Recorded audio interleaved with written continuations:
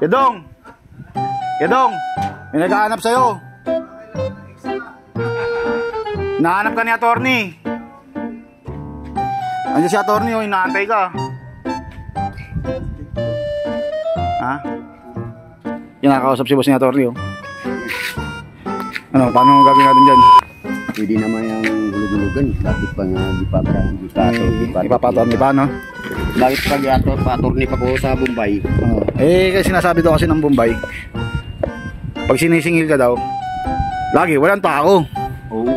Pero may sumasagot sa loob, sabi, wala tao dito. Sino yung nagsasalita rin sa loob? Ang manok.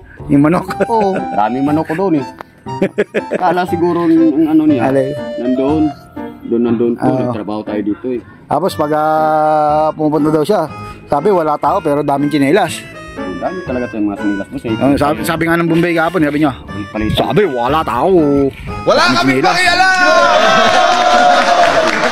Pagkabukas A few moments later. Salamat sir, nadala mo sa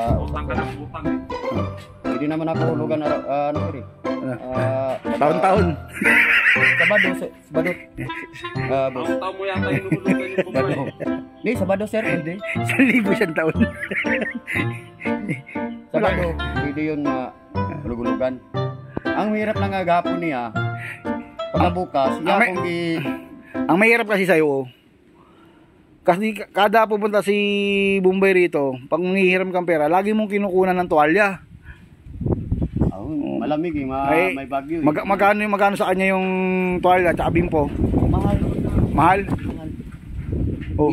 Ito kaibigan, mura lang to. Oh. May isang aparador na yata yung tuwalya ng Bombay dyan sa'yo eh. Dami na. Yun, pasalamatan sa atong boss nga kinausap si attorney. Napausapan niya si attorney. Pag hindi niya madala sa usapan, paanohin ko na.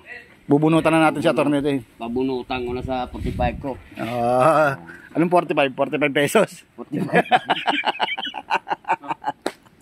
Alas man ang bunga nga mo, ha? Nakakagigil ka.